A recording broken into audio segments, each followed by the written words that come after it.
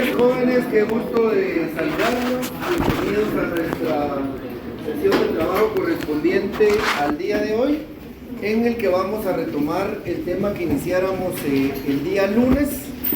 Recapitulando brevemente, se recordarán que el día lunes hablamos un poco de las generalidades de lo que era el derecho procesal colectivo. Fuimos entrando ya en materia en cuanto a realmente cuál es la finalidad, qué es lo que buscamos de la aplicación del derecho procesal colectivo.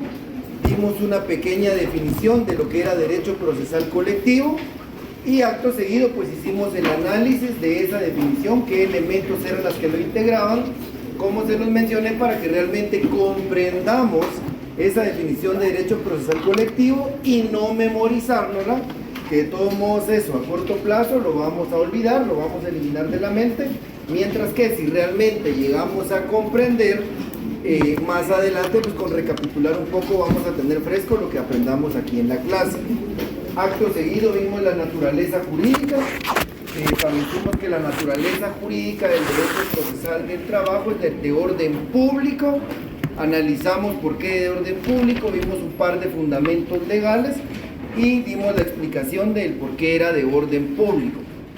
Acto seguido analizamos como generalidades los artículos 15, 16 y 17, en donde vimos el tema del vacío legal, el tema de la interpretación y la antinomia y cómo se aplica en derecho procesal del trabajo. ¿Sí? Vimos esos artículos e iniciamos con el repaso de lo que son los principios, ¿sí?, del derecho del trabajo en general. ¿Se recuerdan? Les mencioné yo que eso lo vieron ustedes en el quinto semestre en su derecho laboral sustantivo 1.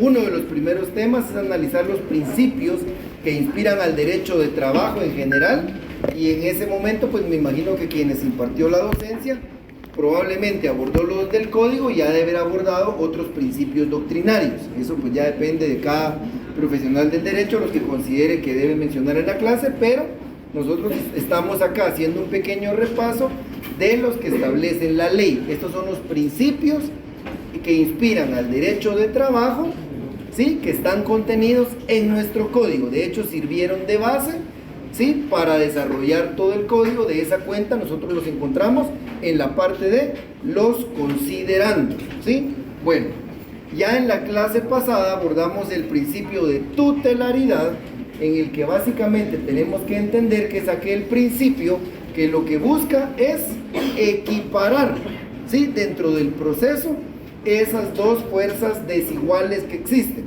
Por un lado lo mencionamos, el patrono, que tiene la disponibilidad del capital, los insumos de trabajo, etcétera, versus el trabajador, que siempre va a estar en una situación de desigualdad. Nos platicamos que el principio de tutelaridad lo que hace es equiparar esa desigualdad. Nunca, ¿sí?, se debe entender como que le da un trato preferencial al trabajador, no. Entendiendo que hay una desigualdad social y económica, lo que hace es equiparar las fuerzas. Y a la clase pasada vimos cuáles son las formas de organización que el código establece: grupo coaligado, el sindicato. Vimos algunas otras tutelas que tiene el código, como el efecto de la inamovilidad, tanto para los que forman un sindicato como para aquellos que conforman el comité ejecutivo, y hasta cuánto tiempo después gozan de esa inamovilidad. Nos quedamos en ese tema, pues hubo una pregunta que ya no nos permitió concluir la clase puntualmente, pero pregunto, ¿hay alguna duda con respecto a lo que vimos en la clase pasada antes de continuar con nuestro contenido? ¿Todo claro? Bueno, entonces vamos a continuar. Vean, jóvenes, siempre por temas imprevistos es bueno a veces contar con alguna colaboración, ¿sí? No obstante, se los mencioné en la clase anterior, como docente nombrado en la clase, soy el responsable tanto de impartir la cátedra como de hacer exámenes, examinar, dar revisiones y todo lo que conlleva la cátedra. Quiero presentarles a la compañera Elizabeth Velázquez, que ella también me va a estar apoyando durante el desarrollo de este curso. Hay días que, por ejemplo, se me atrasan cuestiones en el ejercicio, en la calle, entonces de repente me va a apoyar generando el link de Google Meet y lo va a enviar oportunamente para que ya solo llegue a impartir, o empecemos la clase virtual.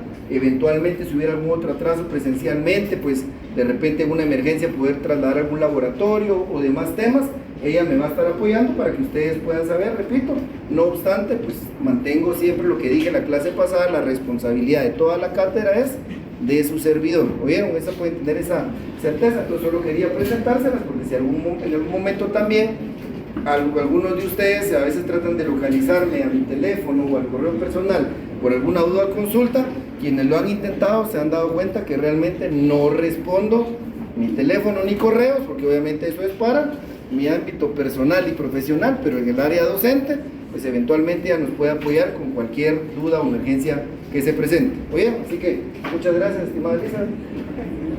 Bueno, jóvenes, entonces seguimos. Segundo principio, regresemos a nuestro cuarto considerando del Código de Trabajo. Cuarto considerando del Código de Trabajo, literal B. Cuarto considerando del Código de Trabajo, literal B. Entonces vamos a dar inicio a la lectura.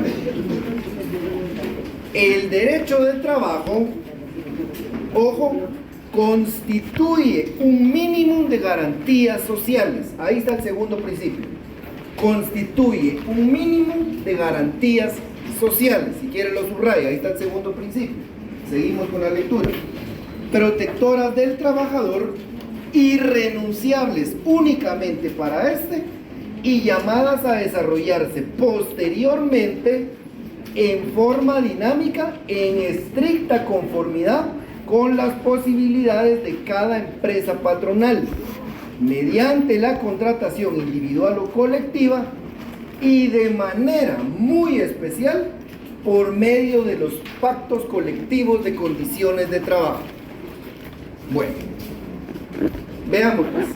Este artículo guarda relación con el artículo 106 constitucional que vimos en la clase pasada. Pueden ir haciendo ahí las llamadas a otros cuerpos normativos. Guarda relación con el artículo 106 constitucional, el cual, si lo tienen ahí a la vista, van a anotar ustedes que el epígrafe es, o el contenido de ese artículo es la irrenunciabilidad de los derechos laborales, ¿sí? Lo que hablamos en la clase pasada en cuanto a que era una rama del derecho público. El Estado es el que regula esa relación patrono-trabajadores, y ellos guardan esa potestad, ¿sí?, de que los derechos sean irrenunciables. Esos derechos le benefician al trabajador, pero el derecho a renunciar no es del trabajador. Veamos también rapidito lo que nos establece el artículo 12 del Código de Trabajo. Artículo 12 del Código de Trabajo. ¿Queda entonces como principio de irrenunciabilidad? No, quiero ahorita lo voy a aclarar. El principio, como les dije, es constituye un mínimo de garantías. Ese es el principio, que contiene la irrenunciabilidad de los derechos. Veamos el artículo 12, Código de Trabajo. Son nulos ipso iure y no obligan a los contratantes todos los actos o estipulaciones que impliquen renuncia, disminución o tergiversación de los derechos que la Constitución de la República, el presente Código, sus reglamentos y demás leyes y disposiciones de trabajo de prevención social otorguen a los trabajadores, aunque se expresen en un reglamento interior de trabajo, un contrato de trabajo u otro pacto o convenio cualquiera. Bueno, entonces vemos que este cuarto considerando literal B guarda relación con nuestro artículo 106 constitucional y con el artículo 12. Nos establece, aquí nos establece, a ver, el derecho de trabajo, dice, constituye un mínimo de garantías, ¿sí? La ley va a establecer un piso, una base. Esto es lo mínimo. Abajo de esto, nada, ¿sí? Y en este mínimo van a ver ustedes en la Constitución, creo que en el artículo 103 y a lo largo del Código de Trabajo, que nos establece la ley. Bueno, vamos a establecer algunos derechos mínimos. La Constitución establece, por ejemplo, 15 días de vacaciones. Eso es lo mínimo. Ningún patrono puede dar menos de eso en su empresa. Hay otras leyes ordinarias que se han ido emitiendo a través de los tiempos. Dos ejemplos claros: la ley del bono 14, Ninguna empresa puede dar menos que el bono 14, que es el equivalente a un salario anual. Otra ley como el aguinaldo, y así podríamos seguir. Por ejemplo, el Código de Trabajo y la ley señalan un salario mínimo, que ya aprendieron ustedes hace un año que hay una Comisión Nacional del Salario que año con año se reúne para hacer la propuesta del salario mínimo para actividades agrícolas, no agrícolas y de maquila. ¿Sí? ¿Se recuerdan? Bueno, entonces aquí establece la ley, es un mínimo, abajo de esto, nada. ¿Pero qué establece? Dice, irrenunciables únicamente para esto, es decir, para el trabajador. El trabajador no puede aceptar menos que esto, pero el patrono, ¿sí? Sí puede aumentar estos beneficios. La irrenunciabilidad de los derechos es solo para el trabajador, ¿sí? De igual manera el patrono está obligado a esto, al salario mínimo, pero nada le impide pagarle a sus trabajadores más del salario mínimo, ¿sí? La irrenunciabilidad entonces es solo para el trabajador. Seguimos, y dice, y llamadas a desarrollarse posteriormente en forma dinámica, en estricta conformidad con las posibilidades de cada empresa patronal, mediante, y en la parte final dice, pactos colectivos o condiciones de trabajo. Entonces vean, jóvenes, lo que les decía en la clase pasada, este Código de Trabajo tendrá aproximadamente 60 años de no reformarse a profundidad. 60 años. Y nuestra Constitución Política de la República es del año 1985 y entró en vigencia en el año 1986. Tiene 38 años al día de hoy. Entonces, cuando el constitucionalista y el legislador emiten las leyes de trabajo, reconocen que no van a tener la capacidad de ir mejorando las condiciones de los trabajadores, entre otros motivos, uno de los principales, porque, si se dan cuenta en el texto que acabamos de leer, dice que los derechos se van a aumentar con las estrictas posibilidades del patrón. Y no va a ser lo mismo la microempresa que la mediana empresa que la grande empresa. Es por eso entonces que, en concordancia con lo que vimos en la clase pasada, el legislador prevé la negociación colectiva y un conflicto que se va a abordar en cada empresa o en cada institución acorde a las necesidades del grupo de trabajadores y acorde a las posiciones del patrón. Por ejemplo, van a ver ustedes en algunos pactos colectivos de condiciones de trabajo que existen algunos beneficios que no existen en otras instituciones. Y eso sucede porque no son las mismas necesidades las de una institución que las de otra, ni es lo mismo el presupuesto de una institución que el de otra institución o el de determinada empresa. Si ustedes ven, lo más común, quienes trabajen en el Estado, no sé si por ejemplo acá hayan trabajadores del Ministerio Público, creo que hay un bono que tienen a inicio de año, el famoso bono de Reyes. No sé si hay gente aquí del Ministerio Público. Hay un bono que no tienen otras instituciones. El organismo judicial, creo que sí ha de haber gente aquí del organismo judicial que tienen una bonificación que se da, por ejemplo, creo que cercano a la Semana Santa, el bono del pescado, el famoso bono del pescado. Entonces, ¿se dan cuenta? Este principio entonces establece que la ley ya va a dar lo mínimo, pero que posteriormente todos los beneficios se pueden aumentar, ¿sí?, de conformidad con las posibilidades de cada, dice, en forma dinámica, con estricta posibilidad de cada empresa patronal.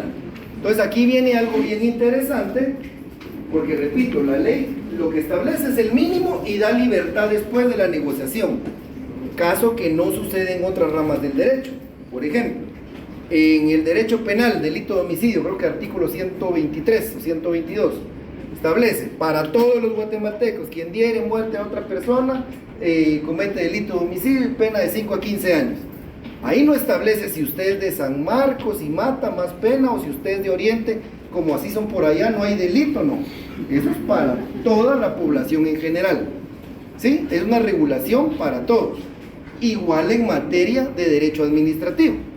Caso contrario, repito acá, da la posibilidad entonces que Digamos que esta primera mitad del salón trabaja en una institución del Estado, en el Ministerio, algunos de los pequeños, en el Ministerio de Relaciones Exteriores. Puede ser que la necesidad de este conglomerado sea licencias con goce de salarios para asistir a becas tratando de hacer una carrera diplomática. ¿Qué va a ser lo primero que van a pedir en un pacto? Licencias, ¿sí? Con goce de salario para poder prepararse y crecer dentro del ministerio. Al ministerio le podría ser no tan desfavorable porque puede derrotar al personal de acuerdo a las fechas de los cursos y no desembolsa presupuesto. Puede ser que la otra mitad de allá de la clase, ¿sí? Digamos, trabaje en un ministerio más grande como el Ministerio de Comunicaciones, y resulta que en esta emergencia va a haber necesidad de contratar más personal de repente, o que los que ya están contratados trabajen más tiempo, tengan más atribuciones. Puede ser que la otra mitad entonces negocie dentro de su pacto colectivo de condiciones de trabajo, que van a asumir un poco más de obligaciones, pero que a cambio se les aumente un 10 o un 15% del salario, y el presupuesto del Ministerio de Comunicaciones es mucho más grande. Para ellos va a ser factible un aumento de salario, ¿sí? No sé si me voy dando a entender. En el derecho de trabajo, entonces, este aumento, ¿sí?, de las condiciones, repito, todo parte de aquí. Abajo de esto que ya está regulado, nada, ¿sí? Y para que vayamos entrando en materia, si en una negociación colectiva el patrono establece, por ejemplo, miren, aparte del bono 14 y del aguinaldo, vamos a dar otro bono en noviembre, pero como hay demanda del servicio, yo les pido que renuncien a 15 días de vacaciones y solo tomen 12 vacaciones al año. ¿Es legal? No. No. De hecho, el trabajador, repito, no tiene el derecho a disponer sobre lo mínimo que la ley ya estableció, caso contrario del patrón, ¿sí? Y repito, vámonos familiarizando con ese término. Dice, en estricta conformidad con las posibilidades de cada empresa patronal. Tampoco se trata que como trabajadores nos organizamos y lo que pedimos nos lo tienen que dar. Todo tiene que ir proporcional a lo que el patrono tiene dentro de sus posibilidades. ¿Estamos hasta ahí? ¿Queda claro el principio de mínimo de garantías sociales? Sí. Una consultita, Nick. ¿Qué sucede con las empresas que están abajo de este mínimo, pero manejan la figura de trabajar bajo servicios prestados? O sea, yo le facturo a la empresa, pero maneja un salario mínimo, así que abajo de... Y tienen horario, no, ahí es una simulación de contrato. Lo que hablábamos el semestre pasado, vean su artículo 18 o 19, donde están los elementos del contrato de trabajo. Si usted, una empresa, está bajo servicios profesionales o técnicos, pero tiene horario, dirección continuada, tiene mobiliario, los elementos, 5 o 6 elementos de la relación de trabajo, eso es una simulación de contrato. Si usted posteriormente presenta su demanda reclamando la restitución de derechos que no se le hubieran pagado, o la indemnización, porque pidiendo que reconozcan la relación de trabajo por una indemnización o prestaciones, la declaran con lugar. Entonces no hay que confundir ahí cuando hay simulaciones, que eso lo hacen mucho las empresas, lo disfrazan bajo relaciones mercantiles, contratos de... se me fue ahorita el término, pero hacen ver como que están tercerizando un servicio cuando realmente tienen a la gente en relación de dependencia. Usted dice que es una manera más segura de tener para no generar planilla. Pasivo laboral, pero al final si usted demanda, declaran con lugar la demanda. Si usted logra demostrar que tiene los elementos de la relación de trabajo, el juzgado se lo declara con lugar y tiene derecho al pago de todas sus prestaciones. ¿Sí? Y ahí también habría un ajuste salarial por los salarios que no... Si le pagan abajo el mínimo, sí. Entonces ya en la liquidación el juez del juzgado va a hacer cálculo de cuántos meses usted debe menos del salario mínimo, cuánto es la diferencia, y esa diferencia el patrón se la va a tener que pagar. Por eso le repito, abajo de esto, nada. ¿Sí? ¿Dudas? ¿Consultas? ¿Vamos bien hasta ahí? Adelante.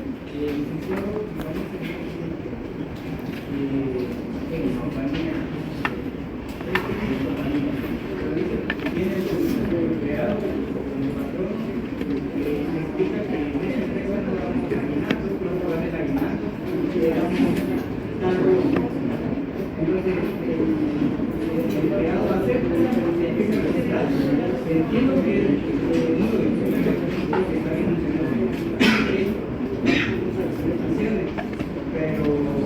con este bono adicional que añadió, ahí sí me queda adicional o queda volando.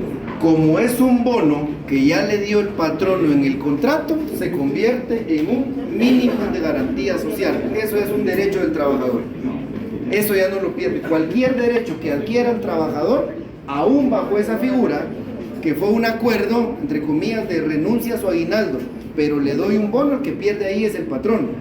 Porque al trabajador, si ya le dio este derecho, la ley lo establece, ya no se lo puede quitar. Pero el trabajador sí va a poder pelear ese aguinaldo que no le otorgaron y lo va a ganar. Entonces, media vez, quiero concreto a su pregunta, cada beneficio que haya sido otorgado para el trabajador jóvenes, por contrato, por ley, por pacto, por convenio, por reglamento de trabajo, por cualquier cuerpo normativo, si ya el beneficio se le dio al trabajador, ya es irrenunciable, ya no lo puede perder. ¿Sí? ¿Dudas o consultas? Adelante. Una consulta de una persona, si es pensionado, o sea, si ha retirado porque tengo la ley del Estado, ¿puede ser contratado bajo otro reglamento o no? Ahí puede ser contratado solo si suspende su jubilación. Pero si no lo suspende y trabaja. No, ahí, por ejemplo, si es para, lo que pasa que, por ejemplo, si es dentro del Estado, aquí tiene un inconveniente. Primero, ahora todo está en línea. Usted hace una declaración jurada de que no es jubilado del Estado, jubilado o pensionado.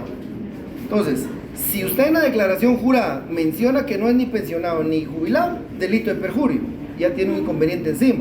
Y segundo, cuando lo quieran contratar y lo ingresen al sistema, va a salir que usted goza de una pensión y no va a prosperar el... Pero en este caso, si trabaja los servicios técnicos profesionales, entonces si demanda, o sea, no podría pelear por eso como tal.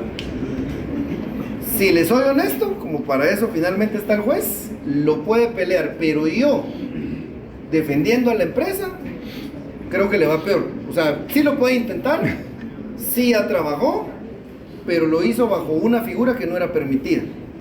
Él incurrió en una falta administrativa y entonces puede ser que aquí sí le paguen, pero usted también puede accionar para que tenga que devolver su pensión o su jubilación, porque la naturaleza de la pensión y la jubilación es que él ya tenga su descanso. O sea, de que lo puede intentar, sí lo puede intentar, lo puede ganar, pero a lo que voy pensando un poquito más allá, que sí puede incurrir en una responsabilidad. Con respecto a este tema, las exclusivas de contabilidad del Estado sí ven el tema de las clases pasivas cuando una persona, por ejemplo, en su grupo de 029 inicia un juicio ordinario de gasto y lo declara en prestación de dependencia, la entidad notifica al Ministerio de Finanzas Públicas y inicia a hacer el cálculo del reintegro de la Entero.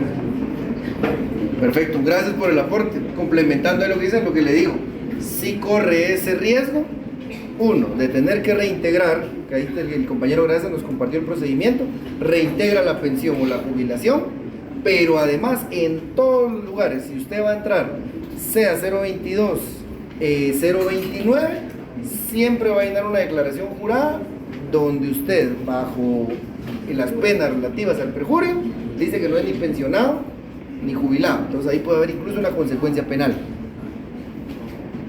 Respecto a ese tema, hay una excepción también en la ley de supervisión del Estado, si no estoy mal. La única excepción es en materia de docencia en la Universidad de San Carlos. Cuando la haya iniciado previo a la jubilación, puede continuar con la docencia. Esa es la excepción. Y tener la jubilación efectiva. Ajá, usted se puede jubilar del trabajo que tenía de 8 a 5 en un ministerio y continuar con la docencia siempre y cuando haya iniciado la docencia antes de la jubilación. Es decir, por ejemplo, si alguien se jubiló ahorita el 30 de junio y quiere iniciar docencia el 2 de julio aquí en la universidad, ya no puede. Una duda, cuando usted dice inició docencia, se jubiló y inició docencia, y tomamos la fecha de inicio de la jubilación desde el último día que asistió al trabajo, por ejemplo, o desde el primer día que ya recibió la jubilación, que es muy entendible que Guatemala se tarda mucho en el proceso de transpirarse y ya recibir la pensión. Sí, para serle franco, ahí creo que ya es un tema de cuestión administrativa. La ley solo establece que la excepción es la docencia en la universidad cuando ha iniciado la misma antes de la jubilación. Yo entendería que es, porque recuérdense que aunque a usted se la paguen desde hasta el 2026, pero si usted ya pidió la jubilación a partir de ahorita, julio 2024, la jubilación realmente empieza a partir de ahorita.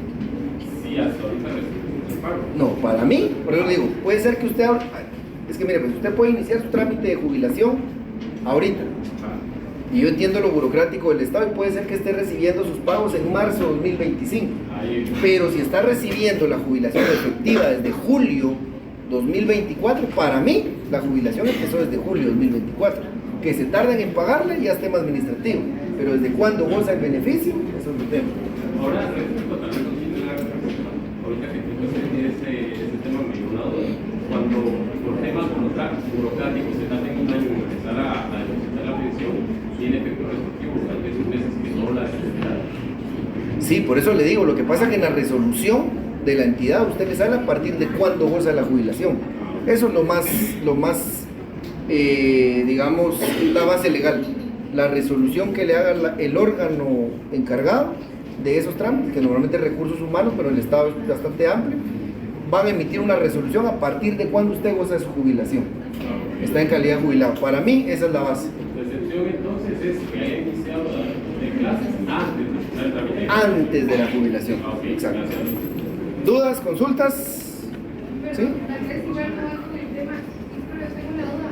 En cuanto a vacaciones, hablando del sector privado, si ya cumplió su año, ¿verdad? Ya tiene derecho a de vacaciones, el patrono podría usted especificarle, mire, mañana sale de vacaciones y va a tomar los 15 días, o uno sí puede tener como la decisión de quiero sacar en tal fecha.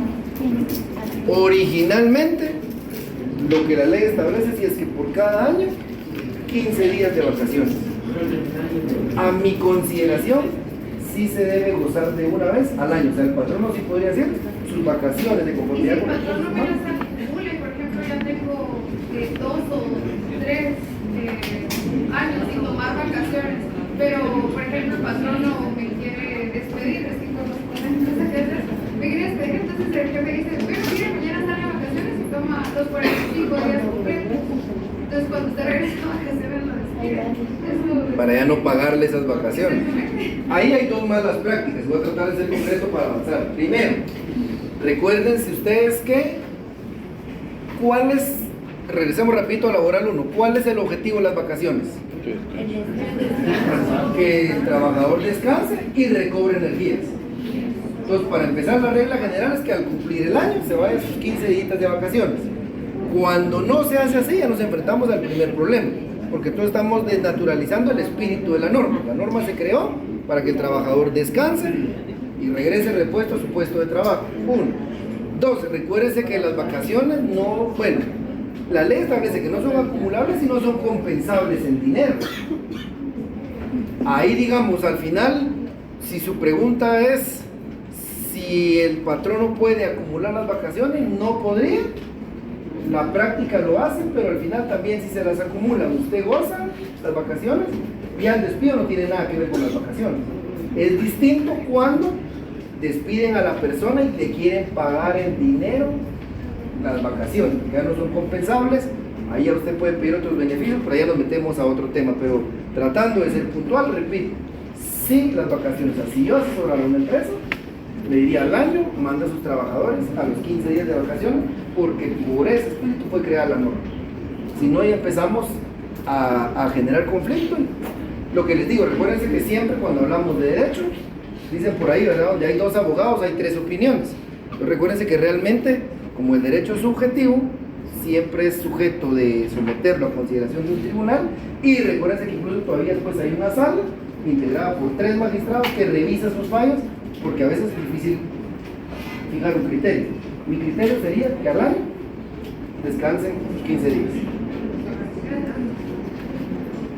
Esa práctica es muy común en los bancos.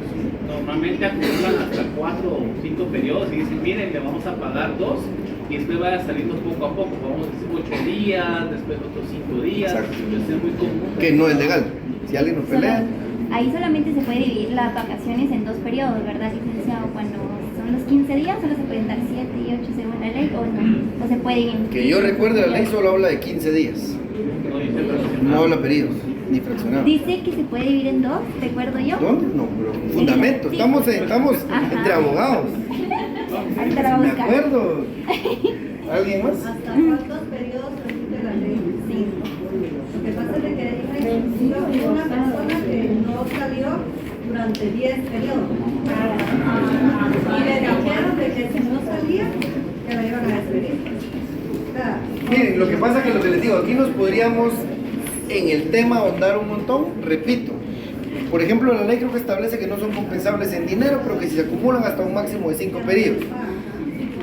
Sí he visto casos donde colegas, lo que les digo, por eso los principios.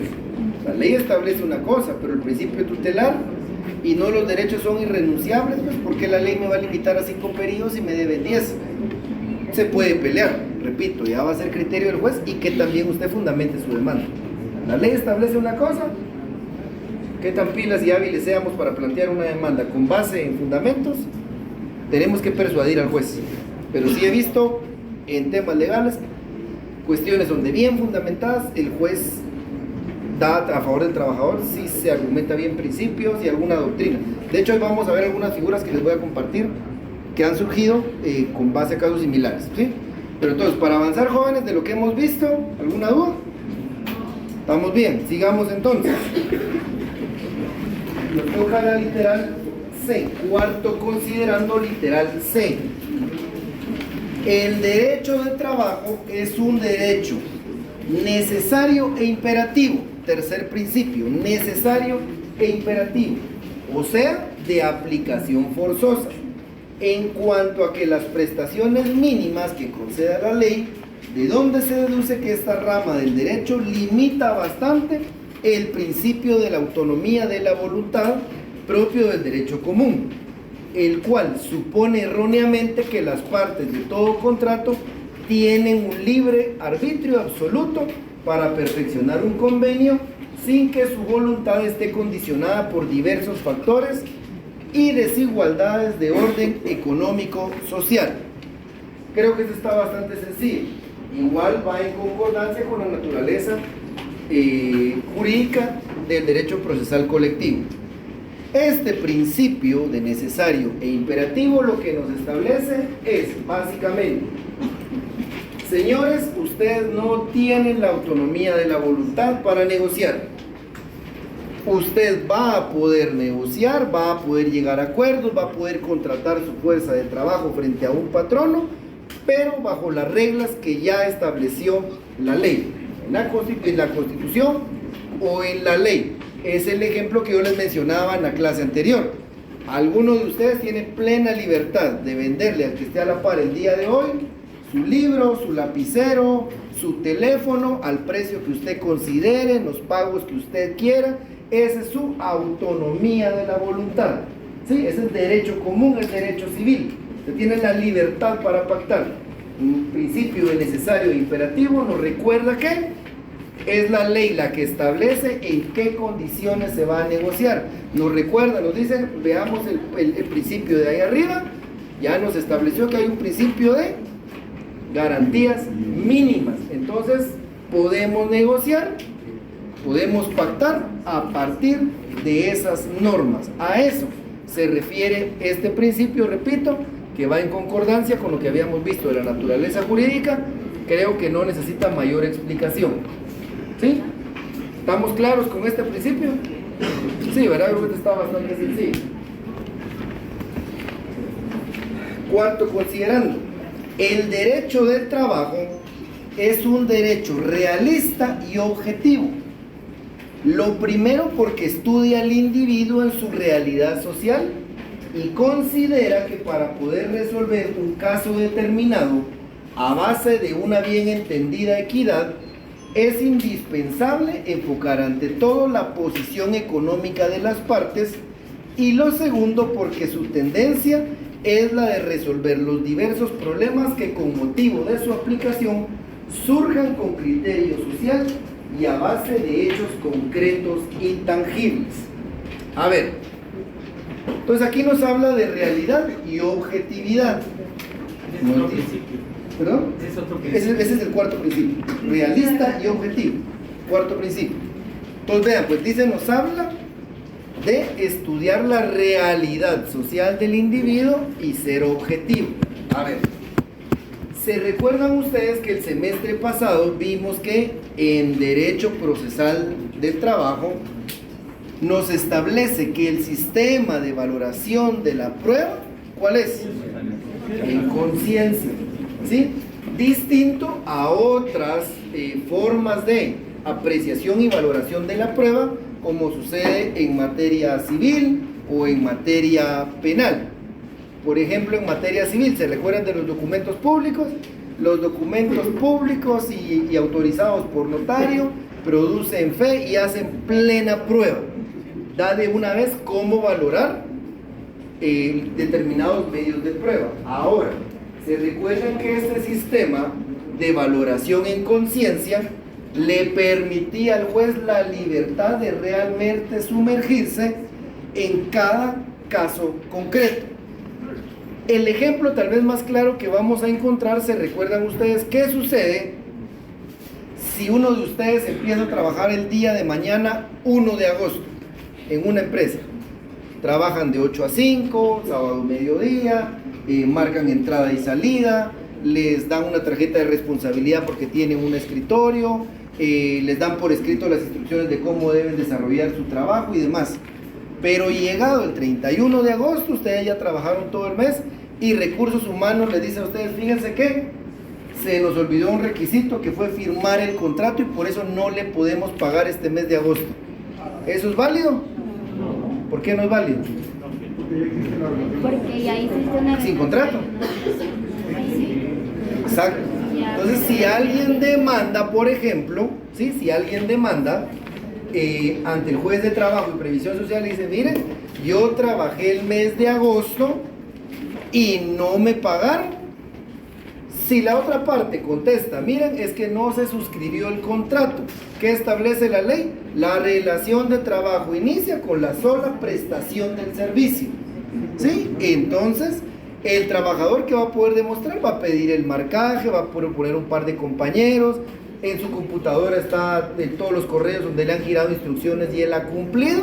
Entonces ahí el juez, que realiza en conciencia, hace una valoración real del entorno y objetiva, y con base a eso resuelve. Distinto es, por ejemplo, que vayamos a un juicio ordinario, que alguien diga, fíjese que yo le compré a él una casa, le di el dinero, pero no me deja entrar a la casa. Pero yo sí se lo di, se lo traigo a 2 vecinos de testigo que vean que yo le di el dinero, hicimos una transacción y no me quiere dar la casa. ¿Hicieron algún documento o algo? Nada, pero yo sí le di el dinero y no me quiere entregar la casa. ¿Aquí podremos aplicar el ejemplo que vimos hace un ratito? No, porque entonces el derecho civil sí establece ciertos formalismos. A ver, si usted va a hacer una compraventa, lo va a hacer en escritura pública frente a notario, y esa escritura debe estar debidamente registrada. Para usted hacer un derecho, tiene que tener un documento. Ahí podrá el juez, por casualidad, conocer el caso y saber que alguien sí fue estafado, fue engañado en su buena fe, pero no va a poder emitir un fallo a favor de él porque no tiene el documento que acredita cada situación. Repito, distinto aquí en el derecho de trabajo, jóvenes. Cuando hablamos, repito, es un derecho realista y objetivo, es porque el juez realmente entra a valorar la situación de cada relación patrono-trabajador. Y vamos a ver entonces en el desarrollo del derecho colectivo que si la negociación fracasa y es necesario ir hasta el juzgado a plantear el conflicto colectivo de carácter económico-social o el arbitraje, que los vamos a ver adelante, vamos a ver que el juez, cuando emite la sentencia, no necesariamente se va a basar sobre los documentos que le presenten. Él puede apreciar el lugar de trabajo, cuántos trabajadores. Por ejemplo, vamos a ver que no existe una tabla que indique si el patrono tiene ganancias anuales de 1 millón, aumenta a los trabajadores 10%. si el patrono tiene ganancias de 2 millones, auménteles 15. No existe una tabla así. Cuando el juez dicte su fallo en favor de los trabajadores o del patrono, accediendo o no al aumento del trabajo, si a un 10 o a un 15%, él va a examinar la realidad de la empresa. Él va a decir, vamos a ver si es cierto, los trabajadores tienen razón. La empresa tuvo ganancias por 1 millón de quetzales. Pero si accedemos a que todos se les aumente el 15% de salarios, eso genera un costo de 2 millones. Entonces los trabajadores van a comer 2 o 3 meses y la empresa quiebra y se quedan sin trabajo. A eso se refiere este principio. El juez realmente va a poder examinar desde un plano real y objetivo cada caso en concreto. No está amarrado a otras reglas de apreciación y valoración de la prueba, como sí sucede en otras ramas del derecho. ¿Dudas o consultas? Porque vamos bien, ¿verdad? Y de ahí, bueno, la E nos saltamos, ya vimos esto. La F ya les dije la vez pasada que es básicamente un principio filosófico, no lo vamos a ver. Y nos vamos al sexto considerando. Sexto considerando, el último principio que vamos a evaluar del Código de Trabajo está en el sexto considerando. Y el sexto considerando establece que las normas del Código de Trabajo deben inspirarse en el principio de ser esencialmente conciliadoras entre el capital y el trabajo y atender a todos los factores económicos y sociales pertinentes. Entonces, el último principio es que el derecho procesal, ¿sí?, o el derecho de trabajo es conciliatorio. Y repito, va de la mano de todos los principios que hemos visto anteriormente. Si se dan cuenta, aquí otra vez nos habla de equilibrio. ¿Se recuerdan del principio tutelar? Equipara la relación más débil con la más fuerte. No hace uno más que el otro, los equipara. ¿Qué nos decía el principio de mínimos de garantías? Existe un mínimo de garantías sociales susceptibles de ser mejoradas con la estricta posibilidad de lo que pueda el patrono. Y este sexto principio nos dice que debe haber una conciliación entre el trabajo y el capital, parecido a lo que les estaba diciendo el ejemplo anterior. Por ejemplo, si es una empresa, supongamos que es una maquila, y uno de los beneficios que están pidiendo los trabajadores son más días de vacaciones, supongamos que el patrono dice, yo estoy de acuerdo con el aumento de salario, la maquila va bien, yo accedo al 10% de salario, pero no estoy de acuerdo con que pasemos de 15 días a vacaciones a 20, porque eso merma la producción, y si yo no produzco, no vendo, y si no vendo, no hay ganancias, y si no hay ganancias, no hay para salarios. ¿Qué va a decir el juez en ese caso? Tiene que haber un equilibrio. Las ganancias son buenas, debe compartir un poco con los trabajadores, que al final ponen la fuerza de trabajo, pero también, si damos más días de vacaciones, ya afectamos el capital del patrono, que al final es quien alimenta las fuentes de trabajo y por ende de comida de los trabajadores. Un equilibrio, ¿sí? ¿Estamos hasta ahí? Creo que estos principios estaban sencillos. ¿Estamos hasta ahí? ¿Dudas o consultas? Ninguna, ¿verdad? Que me pida material de apoyo para el examen. Primero les doy puntos, siempre es todo claro y puede estar material. Sí, es que yo creo que tuve la confusión aquí en lo de las vacaciones. El artículo 136 dice, los trabajadores deben de gozar sin interrupciones de su periodo de vacaciones y solo están obligados a dividirlas en 2 partes como máximo, cuando se trate de labores de índole especial que no permitan una ausencia muy prolongada. Esa era perfecto, la discusión. gracias por la aclaración. Pero da unas condiciones. Ajá. Que tiene que ser un trabajo que se especial, requiera. el trabajo Ajá. requiera. Gracias.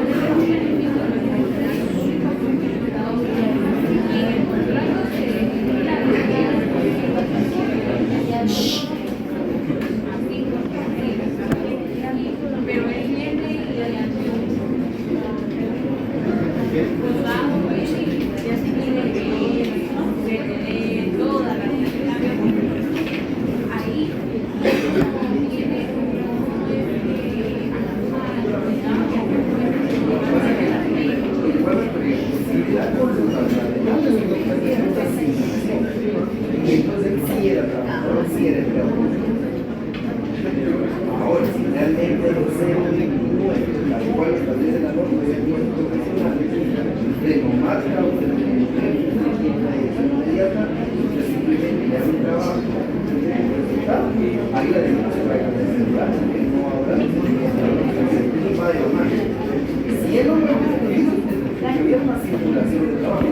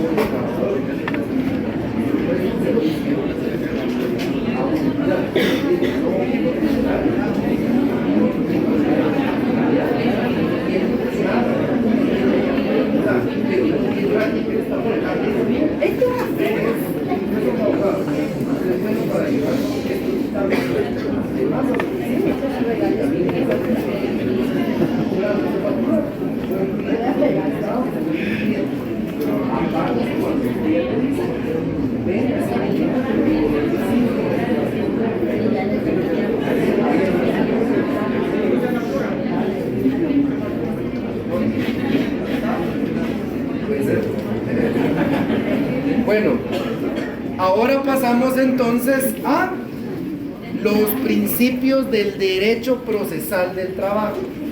Principios del derecho procesal del trabajo. Principios del derecho procesal del trabajo. Y empezamos con el principio de bilateralidad no individualizada. Principio de bilateralidad no individualizada. Principio de bilateralidad no individualizada. Vamos. Toda la atención acá porque esto sí ya no lo habíamos visto, esto sí es nuevo. Vean pues, jóvenes. En el derecho procesal colectivo 1, en el juicio ordinario laboral, existe una bilateralidad individualizada. ¿Sí? Si a mí, Fernando Chacón, hoy me despiden sin justa causa y voy a interponer mi demanda por despido injustificado reclamando mi indemnización y mis prestaciones, me convierto en la parte actora, ¿sí? En el demandado. Fernando Chacón es el demandado y está demandando al patrono la Universidad de San Carlos de Guatemala. Hay una bilateralidad.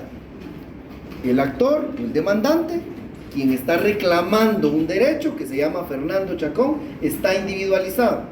Y el patrono, que es el demandado de quien se requiere un derecho, que es la Universidad de San Carlos de Guatemala. Repito, hay una bilateralidad, actor y demandado.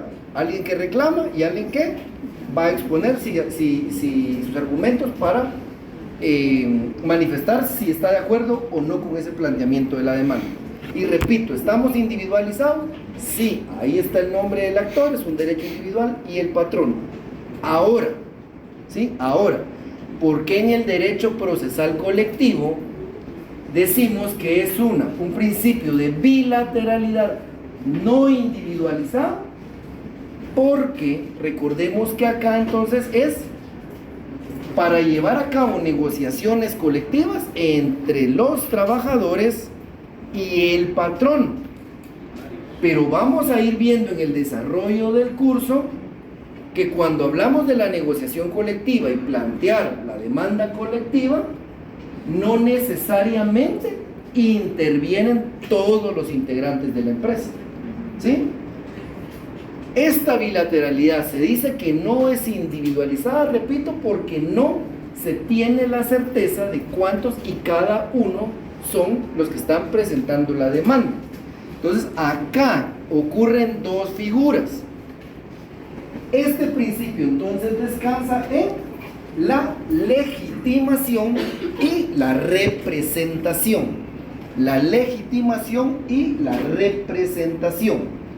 Voy a tratar de ejemplificarlo de la mejor manera. Por ejemplo, ¿se recuerdan que en nuestro artículo 377, ¿sí? Artículo 377, le dimos lectura en la clase pasada a lo que era un grupo coaligado, ¿sí? Entonces recapitulemos. Para formar un grupo coaligado necesitamos como mínimo ¿cuántos trabajadores? 3 trabajadores. Y para tener un sindicato necesitamos como mínimo ¿cuántos? 20. Entonces, ¿qué pasa si hoy Elizabeth, a título individual, quiere plantearme una negociación colectiva? ¿Puede o no puede? En nombre de todos ustedes. No puede. O sea, no va a tener una legitimación porque la ley nos establece que son 3 personas mínimas. Veamos el artículo 377. ¿Quién nos hace el favor de leer el 377?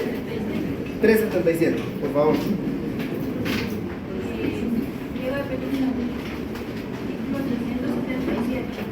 Cuando en un lugar de trabajo se produzca una cuestión susceptible de provocar una huelga o paro, los interesados, si se tratare de patronos o de trabajadores no sindicalizados, elaborarán y suscribirán un pliego de peticiones en el que asimismo designarán 3 delegados que conozcan muy bien las causas provocadas del conflicto y a quienes se les considere quieran en el propio documento poder suficiente para firmar cualquier arreglo de definitiva o simplemente a referente.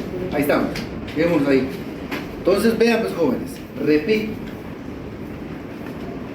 puede ser, ¿sí?, que hayan inconformidades. Ahorita somos todos una empresa o una institución, todos hayan inconformidades que quieran planteársele al patrón. Hablando de comité ad hoc, regresemos a los ejemplos más prácticos. Lo que les digo, ahorita quisiéramos aire acondicionado, un poco de mayor iluminación, qué sé yo.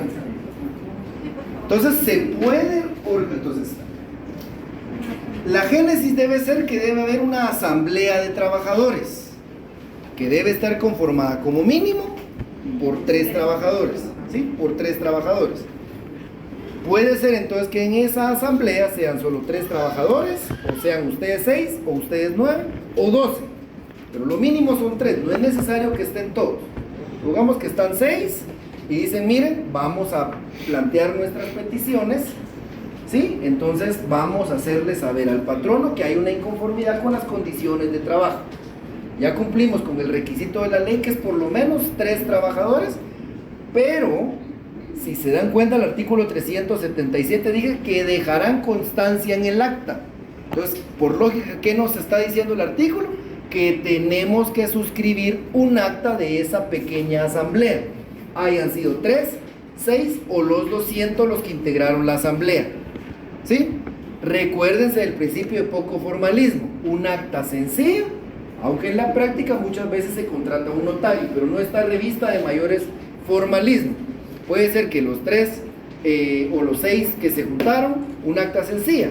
En la ciudad de Guatemala, el día de hoy, 31 de julio del año 2024, están ubicados en las instalaciones de trabajo, Ciudad Universitaria Zona 12, edificio C7, tercer nivel, y nos encontramos constituidos y se identifican los 6, con todos los...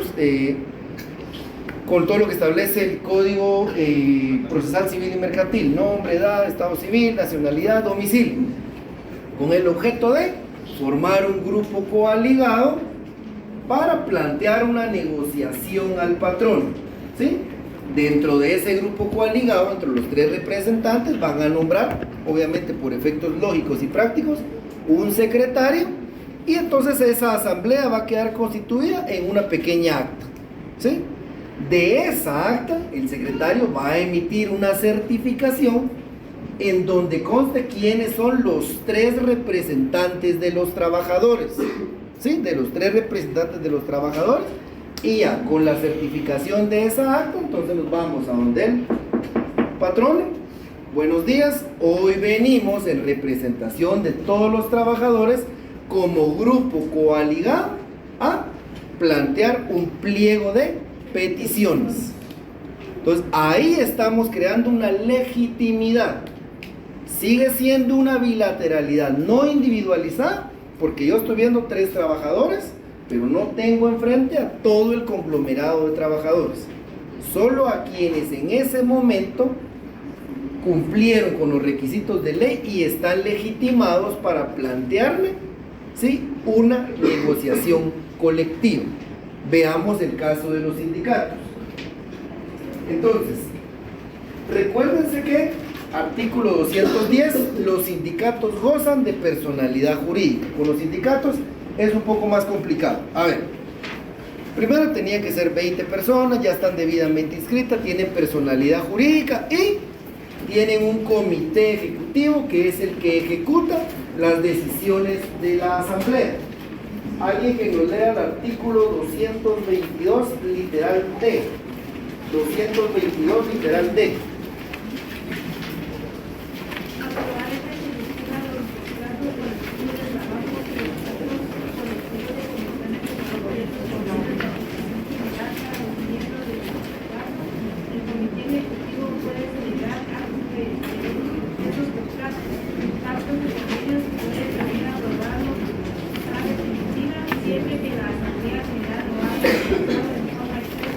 Ahí estamos. Ahí está. Bueno, entonces veamos. Ya vimos ahorita que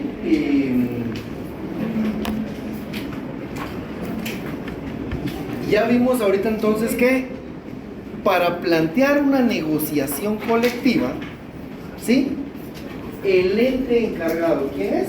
La asamblea del sindicato. La asamblea del sindicato.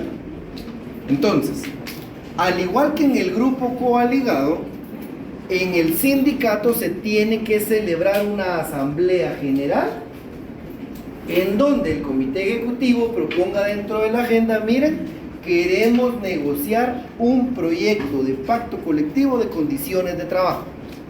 ¿Sí?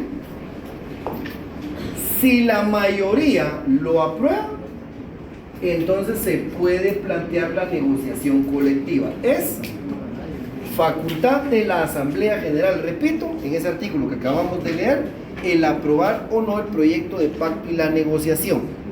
Entonces, de esa asamblea, ¿sí?, de esa asamblea tiene que existir también un acto. Ahí va a existir un acto. Vamos a ver, se recuerdan que el comité ejecutivo se conforma por no más de 9 ni menos de 3 representantes. Vamos a ver les debo ahorita el fundamento legal, pero vamos a ver que para el conflicto colectivo de carácter económico-social, la representación de esa negociación colectiva la puede hacer la totalidad del comité ejecutivo o solo 3 de ellos.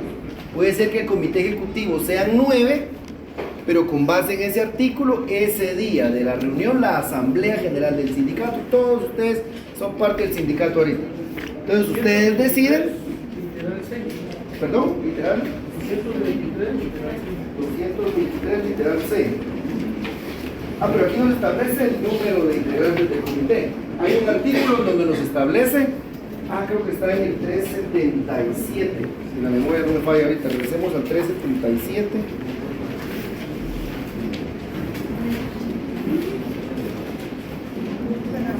Sí, 377, segundo párrafo, vean, dice: si se tratara de patronos o trabajadores sindicalizados, la Asamblea General de la organización, de conformidad con lo previsto en este código y en los estatutos respectivos, será la que acuerde el planteamiento del conflicto, correspondiéndole la representación del sindicato al comité ejecutivo en pleno o a 3 de sus miembros que designará la propia Asamblea General. Artículo 377, segundo párrafo. Vamos retomando entonces en orden. Con base a lo que establece el 377 y el 222, literal D, ya sabemos entonces que el que aprueba el proyecto de pacto y la negociación es la Asamblea General del Sindicato. Ese mismo día, la Asamblea decide si va todo el comité ejecutivo a negociar el patrono o eligen solo a 3 representantes del comité ejecutivo. Repito, Puede ser que el comité ejecutivo esté integrado por 9 integrantes, pero ese día la asamblea decide si van los 9, si van 7 o si solo van 3 a negociar. Bueno, entonces se suscribe un acta de lo acontecido en esa asamblea. Entonces, se recuerdan que el sindicato ya está inscrito, tiene personalidad jurídica y el comité ejecutivo tiene la personería jurídica de ese sindicato. ¿Y cómo la va a acreditar? ¿Cómo acredita el sindicato la personería jurídica? Su personería jurídica. ¿Dónde se inscriben los sindicatos? Puntualmente la oficina del Ministerio de Trabajo, la Dirección General de Trabajo. ¿Se recuerdan? Eso lo vieron hace un año. Entonces vean, pues cuando se inscribe el sindicato, otorgan la personalidad jurídica y a los integrantes del comité ejecutivo les otorgan la personería del sindicato, donde acredita que ellos ejercen esa representación legal. Entonces, el sindicato, ya sea 3 del comité ejecutivo o la totalidad de sus miembros que desea la asamblea, para poder llegar ante el patrono a negociar, ¿sí? Ellos les van a decir, miren, venimos a plantear una negociación colectiva, aquí está el proyecto de pacto colectivo de condiciones de trabajo. En ese momento el patrono dice, bueno, esto es bilateral, los trabajadores, estoy yo como patrono, pero como no estamos individualizados, a mí no me consta que se quiera plantear el proyecto, no me consta que la mayoría esté de acuerdo. Viene la parte de la legitimación. Patrono, aquí está la inscripción del sindicato, aquí está nuestra personería jurídica y aquí está el acta de la Asamblea General del Sindicato, en donde consta que por mayoría o unanimidad se aprobó el proyecto de pacto, se decidió quiénes los íbamos a negociar y que hiciéramos entrega del mismo. En ese momento se legitima, ¿sí? En ese momento ya tienen un legítimo derecho para plantear la negociación colectiva. Pero si alguien del comité ejecutivo decide solito ir a tratar de negociar con el patrono puede no atenderlo porque no está legitimado. Entonces, repito, a eso se refiere este principio de bilateralidad no individualizada, porque a diferencia de en materia individual, que el actor lleva nombre y apellido, quien reclama un derecho lleva nombre y apellido, acá no. Acá es un conglomerado de trabajadores que pueden ser solo 3, que pueden ser la mitad más 1 del sindicato o la totalidad. No lo tengo individualizado, pero entonces para poder plantear el conflicto, lo que necesitamos es que tanto los del grupo coaligado como los del sindicato tengan legitimación. Y repito, la legitimación del grupo coaligado la vamos a lograr con la certificación del acta de asamblea, en donde conste que había por lo menos 3 trabajadores, que se aprueba el proyecto de pacto y que hay 3 personas que van a ejercer la representación. Y en el caso del sindicato, el acta de la asamblea del sindicato, en donde consta que se aprobó por mayoría el planteamiento del conflicto, que se aprobó el proyecto de pacto y en donde se decidió si solo 3 o todos los integrantes del comité ejecutivo van a ejercer esa representación. Y como les digo, adicional, estos miembros del comité ejecutivo van a llevar la acreditación que les dio el Ministerio del Trabajo, en donde consta que ellos están debidamente inscritos como sindicato y que ellos forman parte del comité ejecutivo. A eso se refiere la legitimación. Y termino con esto. En el caso, puede haber un caso en donde esté en duda la representación. Veamos el artículo 51, literal B. Artículo 51, literal B. Establece, esto también tengámoslo en claro, si dentro de la misma empresa o centro de producción existen varios sindicatos, el pacto colectivo debe negociarse con el que tenga mayor número de trabajadores afectados directamente por la negociación. Entonces, si hay un conflicto, jóvenes, supongamos que en las instituciones del Estado hay hasta 4 y 5 sindicatos. Si dos sindicatos, ¿sí? Supongamos que dos sindicatos tienen la misma idea de plantear un conflicto colectivo. Los dos realizan su asamblea el mismo día, los dos están legítimamente inscritos, los dos eligen a sus comités ejecutivos, aprueban el proyecto de pacto y aprueban presentarlo al patrono. Si esos dos proyectos llegan con el patrono, ¿ambos son legítimos, sí o no? Legítimos, sí. Pero la ley establece que solo uno va a poder ejercer la representación. ¿Y quién es? El sindicato que tenga el mayor número de afiliados. Lo mismo va a suceder entonces con el grupo coaligado. Si un grupo coaligado presenta un proyecto de pacto, ¿sí? El sindicato puede accionar diciendo, momento, por ley, las negociaciones colectivas me competen a mí. ¿Sí? ¿Dudas o consultas? Que vean un poco minutos, pero dudas o consultas con este principio de bilateralidad no individualizada. ¿Qué motivo tendría una empresa para tener todos sindicatos? Es que acuérdense que el sindicato no es un derecho de la empresa, sino del trabajador. Y la ley no lo limita. Entonces muchas veces son, de lo que he visto, cuotas de poder, negociar algunos beneficios, exacto, porque en el Estado hay, Ministerio de Salud, creo que ahí tiene como 7, 8 sindicatos.